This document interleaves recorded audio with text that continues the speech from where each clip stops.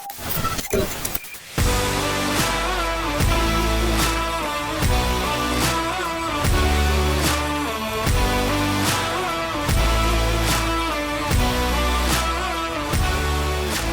of the things that a lot of business owners found out this year and last year through pandemic is they wasn't, quote unquote, the definition of what a small business owner is in the SBA's realm of terms.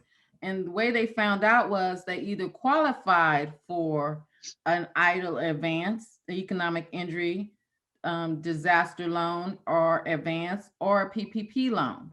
So before we get started into starting your business, there's a few things that we need to define so that you can understand where you stand in the business world. Okay.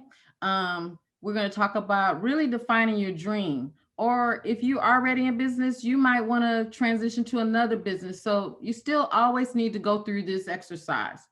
We're going to talk about the different types of entrepreneurs there are, aligning the dream with the entrepreneurship so that you're not all over the map when you do start your business, making an assessment of your dream versus your entrepreneurship. And then if you have family, you need to make not only a personal assessment and commitment, but you need to bring your family in because that is the lifeline of your business and and how it will the journey you will take, whether it will succeed or fail. You have to have a support system.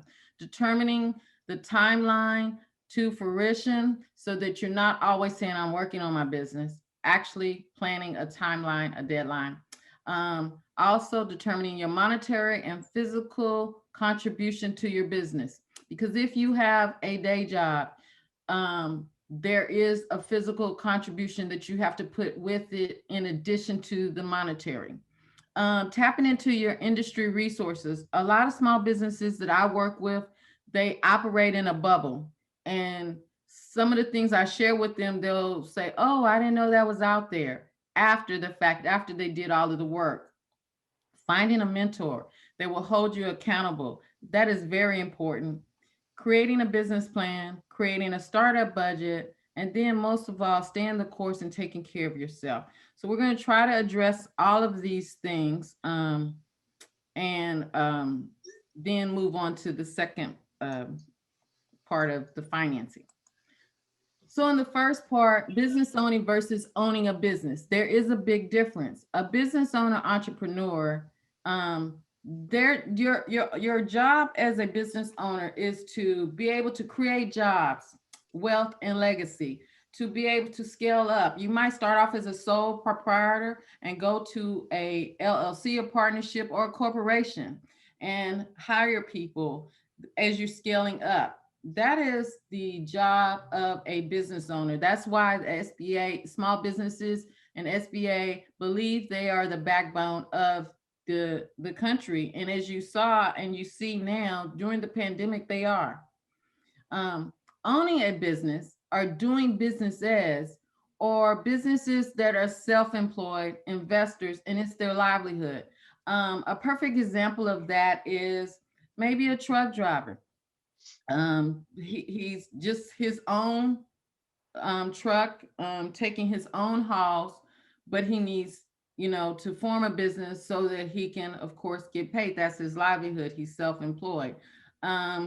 A housekeeper, she can have a business, so she can reap the benefits of being a business owner, but it's just her. Or travel agents, CPA, that do not hire somebody else. They're just doing it for themselves. Bookkeepers, tax agents, realtors that become landlords, you have a couple of rentals. Those are self-employed investors, and that's their livelihood. They own a business, and they're doing business as that business so that they can support their livelihood. They have no intentions of scaling up, creating jobs. It's their livelihood. And there's nothing wrong with either or. It's just that you need to know where you fit. And that is very important for things like what's going on now in the economy with the PPP and the EIDL, how to claim things so that you have access to certain benefits. So when you look at defining your dream, you really need to look at just be brutally honest with yourself so that you're not wasting your time. Um, let's just say, and I'm not going to say widget because I didn't appreciate that in school. Let's say that you want to, I'll use a real example. Um, you're a power washer. Okay. Are you meeting a need? Yes. You're a power washer. You can go out and you can either do residential or commercial. Okay. But you're meeting a need. Are you solving a problem? Yes. You're solving a problem. You're removing debris and everything, cleaning, making, beautifying the property that you're servicing. Um, how long have you been doing this? Now, if you woke up and you decide, oh, I'm just going to be a power washer, okay, you don't have any experience. First thing you're going to have to do is do your background, experience, research, all of that, and educate yourself on it. But if you've been doing it and working for someone else for so long, and you said, you know what, I can do this on my own. Okay, that's a dream. You want to have your own power washing business. Okay. But for instance, say that you cook a few meals here and there for someone, and everybody's telling you know what, you need to open a catering company. Okay, cooking meals for a couple of people, putting a couple of dinners together, doing a little side hustle is one thing. Actually going and getting the certifications, getting the food handling license, looking for either a brick and mortar or setting up a catering. Is that something you want to do? You have a full-time job. Will the catering business support you? That's a reality check when into turning the dream into a business. Now, there's nothing wrong with saying, you know what, I think I want to keep it a side hustle and a hobby, but be realistic with yourself. Okay, so when you get to that, you decide, okay, I'm going to do this. You need to just find out what kind of entrepreneur you are. Are you a solopreneur, which is a self-employed, what we talked about? Are you a micropreneur? That is someone that your sales are not going to be small business, like over, up close to a million or over it. But you are a mom and pop and you've found your little niche and you're okay with that. Or are you a lifestyle entrepreneur? That's an entrepreneur for the cause. Like for instance, one client that I work with, she does strictly all organic gluten-free foods catering, and she does meal packing. And the cause is because she believes in everything that goes in your body should be clean, plant-based, and that's her cause. Okay. And also that's her lifestyle. Okay. And she's going to continue to do this business and transition out of her day job into this business, and that will be something that will supplement her income when she retires. There's different reasons people do lifestyle businesses. They pick up a cause and it becomes their lifestyle, and then they want to share it and profit from it. And then there's the family entrepreneur. That is the person that wants to create a legacy for their family. Their family is all they have bought into the business, and they're growing the business so they have something to leave to their um, their children and their siblings. Um, then there's the serial entrepreneur. That is a person, and there's nothing wrong with the serial entrepreneur. You have to appreciate them. They just need to know timing is everything. But the serial entrepreneur is when you run into them, they might be doing catering. 5 years later, they're in apparel, they're selling apparels. Run into them again, they're doing power wash, and there's nothing wrong with that. Serial, and sometimes they do them all at the same time. But serial entrepreneurs, they have to recognize that that's what they are, because they're always they're more like they like the chase. They like creating the business, and some create businesses very well and they do, then they just move on.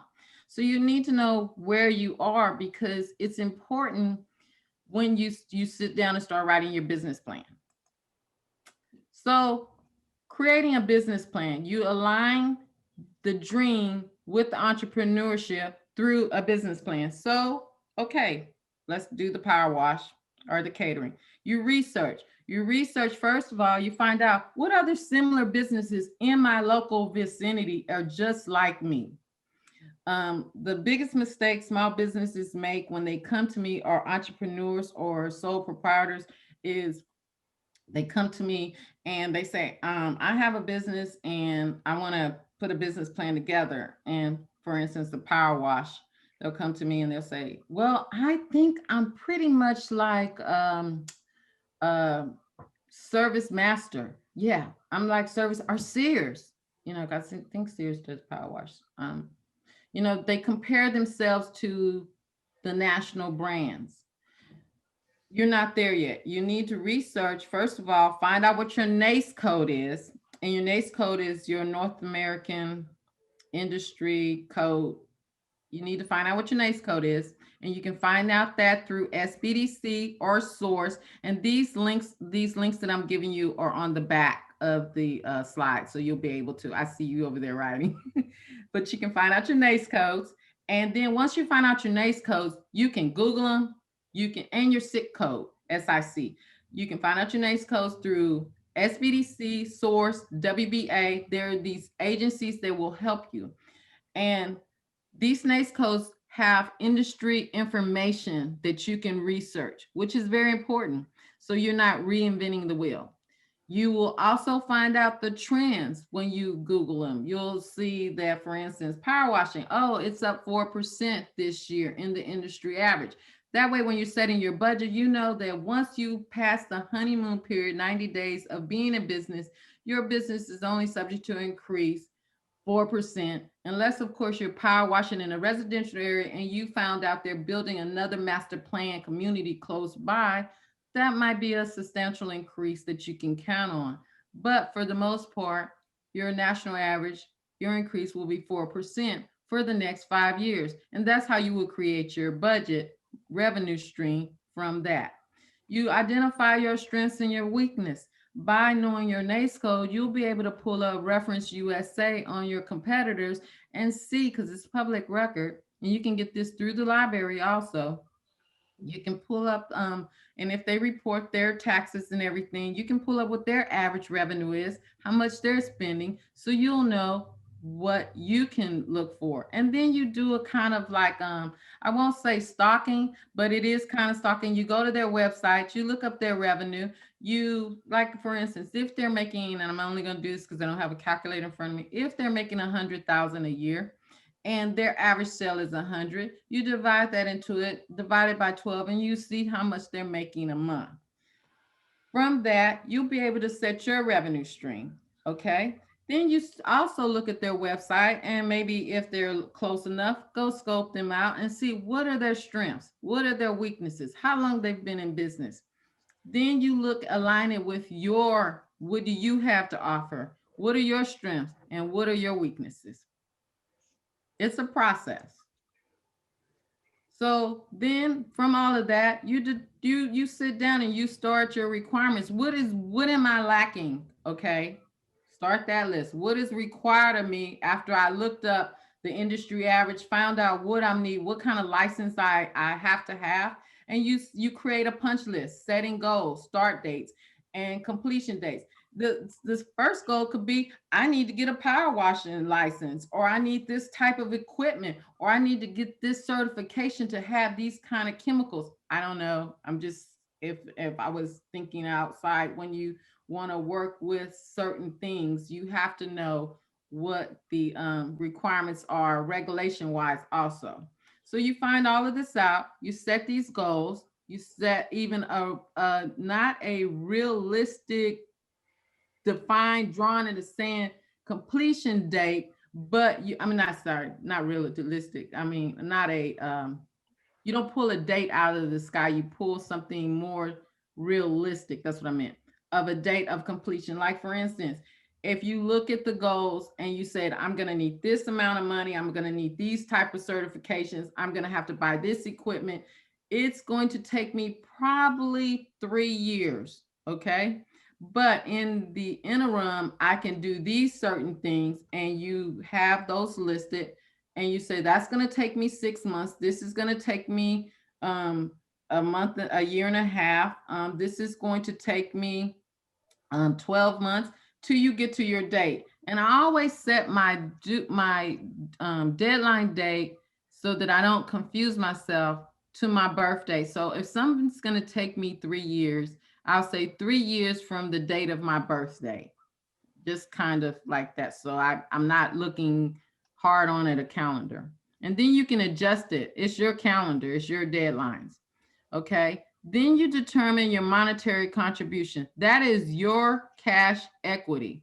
Okay. Because when you go to an investor or a banker, they don't want to hear about sweat equity. Okay. You're supposed to do that.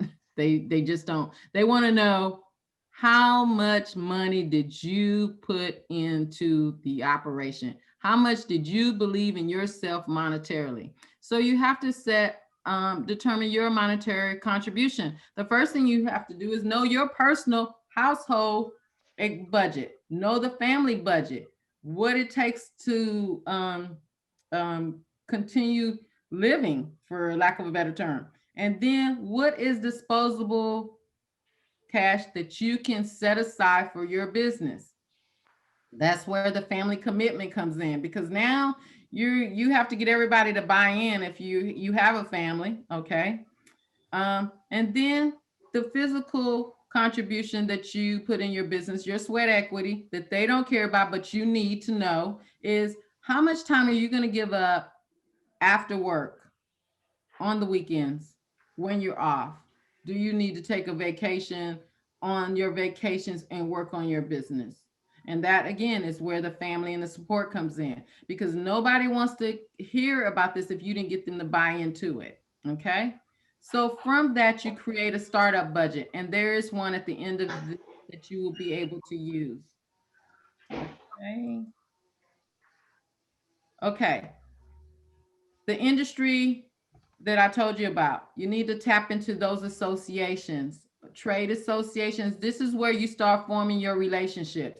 You find out if they have association meetings, if they have membership dues, what organizations are, what government regulations are involved.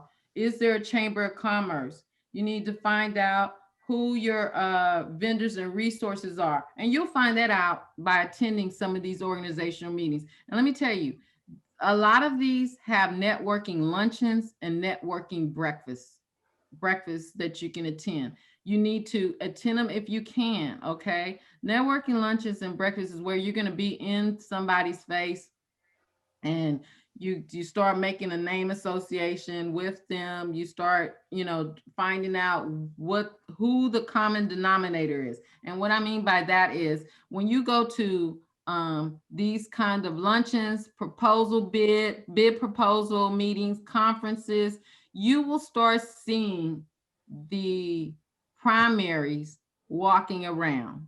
You will start hearing water cooler talk, who you need to get to know. Those are the people that you want to, when you start finding out, these are the people that are known in the local community, in the circle. Those are the ones that you want to make a mental note of and start following them and finding out where they go, so that you can not so much as work for them, but find out what circles they're in, so you can find out what you need to do to, be able to have access to the same things they do. So from that, you in that circle of, you find you a mentor, and you'd be surprised how many businesses that are successful want to mentor new small businesses. If you ask them. Okay. So you can, and some of course don't, but some do. And you'll know if you continue to go. Some just volunteer, you know to want to mentor you by offering you, you know, you when you go to lunch or something with them, or you're going to some of the meetings with them, they might throw you a lifeline. Like they say, hey, we're having a get together and we want you to come over because we're going to be discussing this proposal. That's a lifeline. Or what are you doing this week? We're having a breakfast and we're looking at some plans for whatever. That's a lifeline. Okay. If you're thrown a lifeline, you, if at all possible, you can make arrangements to go. And sometimes that lifeline is not for you to go and they expect you to speak or do something. It's just for you to observe and listen. You're creating relationships. Okay. Um, because they're creating, just like you're creating relationships to become a mentee, they're creating relationships to form alliances. Okay, because that's what business is about. Okay, so in that you will learn who your mentor is. You will learn your expectations, what your weaknesses are. You will learn a lot more than you planned on in creating life business mentees, mentors, and looking at yourself for your expectations and your weaknesses. Okay. Now, keep in mind, just like they might be interviewing you to be a mentee, you interview the mentor. Does it align with your personal, and this is very important, does it align with your personal mission, core beliefs, and values? Okay, because you don't want someone to mentor you that does not have that alignment with you, because you don't want to change to them. And 9 times out of 10, if they're mentoring you, something happens, you'll start accepting, oh well, it's the way, it's the cost of doing business, the way they do business. No, you have core values, you have mission, you have vision. And so when you're looking for a mentor, you interview them as well as they interview you. Okay. You set your expectations also before taking on a mentor. Okay. So when you share with a mentor, these are the expectations I have of myself, what I want, and this is what I want to get out of being mentored. Okay. Have expectations for them. Okay. And then you turn the table and say, what do you expect out of me? What are your expectations? Because there has to be a meeting of the minds. Okay. So together they can hold you accountable and you can hold them accountable for if they're doing what they're supposed to do with you. Now, these are the local resources I was talking about: SBDC, SCORE, WBEA. SBA has a lot of resource at their website, a lot of guides and forms that you can go and use and download. They also, there's the Baker Ripley organization. They have entrepreneur connections as well. Now, to create a business plan, I know it's like, okay, let me tell you something. A lot of people think business plans are for taking to the bank. No, business plans is your empowerment for your business. It is your handbook for your business. If you create it and use it, it becomes a living document. You adjust it when you need to. The business plan, the executive summary is the summation of the entire business plan. And the great thing about the executive summary, it's done last. And the reason why is because it's a summary of your business. And also, usually the last two paragraphs of the executive summary is can be changed to what you need it for at that moment. A business plan is supposed to tell them who you are, what you do, how you do it, and when you do it, and also what you want. Okay. Now, also, the business plan helps you to stay on track. So after you open your business, or if you are in business, when new ideas come up, if it does not align with your mission, your vision, and your plan, you'll say, no, it sounds like a great opportunity, but it just doesn't line up with what I'm trying to do. Okay. A perfect example is you do not see Nike selling red bottom pumps. They're just not going to do it. Okay? No matter what. They probably could, do a good job of it, but you're not going to see Nike doing that. Okay? They have a business plan and they follow it. Okay? Business plan also helps you with branding. That's the new thing now, is branding. But if you don't know where you're going, um, you don't know what road to take and how to get there if you don't have a business plan. Okay. And I always tell people, because I get lost, people that know me, I can get lost. Thank God for Google. But if Google does go out in the middle of me going somewhere, I still get lost. So, not having a business plan is like driving into a ditch with your headlights off in the middle of the night. I mean, it's just that simple. You need a business plan. Shooting from the hip costs you money, time, and also sometimes your livelihood. So, that being said, let me go over a business plan. For if a business plan is not 30, 50, 40, 30, 40, 50 pages, a business plan can be as simple as 8 pages, because it's going to tell who you are, your organization, what service or products you sell, and what your financial results are expected to be. Okay. It's going to give a description of your business, your mission statement, your vision statement, your legal structure. Okay. It's going to give a description of your products or services, your pricing structure, your research and development that you've done. Okay. Your growth strategy, your target market, in your market, customers. How do you communicate with that target market? How do you sell to them?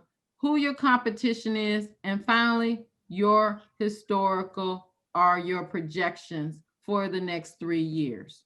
That's what it's going to do. And the SBA, SCORE, and the SBDC have business plan templates that you can use free. You sign up as a client with them free, they can help you with that. Then there's the startup budget, because after you have a business plan, you got to know how you're going to pay for it. Are you going to pay for it through, well, we'll get to that in the second part on the financing. But this is what goes in the startup budget: advertising. Okay. And let me tell you, banks really don't like advertising, because it can be, they know you have to have it, but they know it's like a car that's a sour lemon. It can drain you. So that's why business plan is very important, because if you have a business plan, when you talk about advertising, they say, okay, this person is going to use it for this. And trust me, advertising is not paying for, and I'm not knocking it. You should do that out of your personal funds more so than your business plan, unless of course it's geared to that. But it's not advertising paying for t-shirt, your name to be back of a t-shirt of a little league team. That is not advertising. That is a charitable contribution. Okay. Unless of course the little league team is in a residential area and you're a realtor. Okay, then that is advertising, because the parents are looking at that. But if you're a consulting agency, or I'm trying to think of something, project engineering consult, nobody's going to know who you are. Those parents are out there. They see the advertising promotion on the back of the shirt, but it doesn't apply to them. You have to know where you advertise, where you should advertise. And that's where the business plan helps you, because you know your target market. A perfect example of that, when it comes to advertising, is knowing where your target market is the mall. Okay, so if you're looking for a wedding dress, you're going to go to some bride and formal place. And if you're looking for a specific wedding dress or prom dress, you're going to know, okay, I'm going to go over to this store, because you know they carry that, and that's what's been, advertised and promoted. You have to know where people hang out. It's that simple. And it's the same thing in advertising, and even some more in digital advertising. You have to know where they hang out. Some things are great, do great well on Facebook and Instagram and TikTok, but a lot of things do well on LinkedIn. You have to know where your target market hangs out, be it digital or, up close and in person.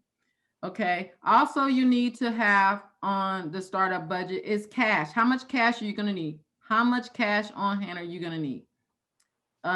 You need to know how many deposits you need to cover. If you're going to be a brick and mortar, there's going to be more deposits, security deposits that you have to put up than if you're a home base. Home base, the deposits might be for softwares and things like that, or equipment.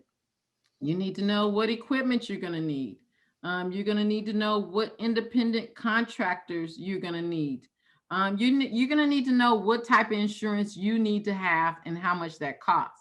And if you have product, um, how much inventory do you need to keep on hand? Or should you just have cash on hand to buy the inventory when you need it? Okay. Lease payments, that goes to the brick and mortar, miscellaneous for things that come up, computers and POS systems. Um, Sometimes you can't use just your regular computer. You might need to upgrade. Professional fees, start date and setup cost is your grand opening, marketing, release. How much is that going to cost? Signage if you're brick and mortar, supplies, and working capital to keep going for at least 3 to 6 months. And there's a budget in the back for that.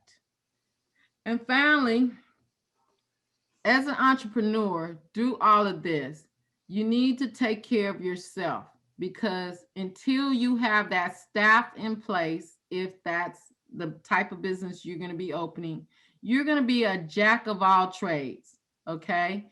And you're going to be doing so many things. It is very easy to get distracted and detour, and it can change the course of the business. And if you don't want it to change the course of the business, more importantly, you need to take care of yourself through the whole process. You need to lean on your support system. You need to, you know, put, I personally put everything up, take it to God in prayer so He can guide me through everything as I'm working through my business so that I don't get distracted. I'm not saying you won't get distracted, because you will. You will have detours, but you need to work towards staying the course. Now I can take questions if there are any. Let me minimize this so I can see. Let me hold on. Let me stop sharing for a second so I can see if there's any questions. With the 2 pages of the business plan, should we include financial? It'll be 8 pages. Basically, there is financial information that is at the end of the business plan. It will be your financial projections. I usually do the financial projections. SBDC score will help you with that, and they will do it. And it's usually 3 years. And my financial projections include everything from the revenue stream, which we will determine, and then how much you make from off of the revenue stream monthly, what your cost of goods are, and then your operational expenses and your net profit. Also, it will include your balance sheet, which will include your assets, your liabilities, and the equity you put in the business, and your cash flow. Well, that will be the last 3 to 4 pages of your business plan. NAICS code. NAICS is NAICS, and you can Google it. It will show up. And SIC, SIC code. Okay. This is the easiest way to do it. If you say, what is, in Google, what is the NAICS code for power washing, the numbers will pop up that quick. It's usually 6 numbers. Or what is the SIC code? If you have a Houston Public Library card, they have a small business research floor to help you, and you can access that online and look up your NAICS code and all of those things for free, and other resources. Are there any other questions? Y'all can feel free to ask. I know I gave you a lot of information. Oh, that was definitely cramming 20 pounds of potatoes in a 10-pound sack. But thank God that we are recording this, so for First Met TV, so we'll be able to go back over it later on and digest it even more. But no, that was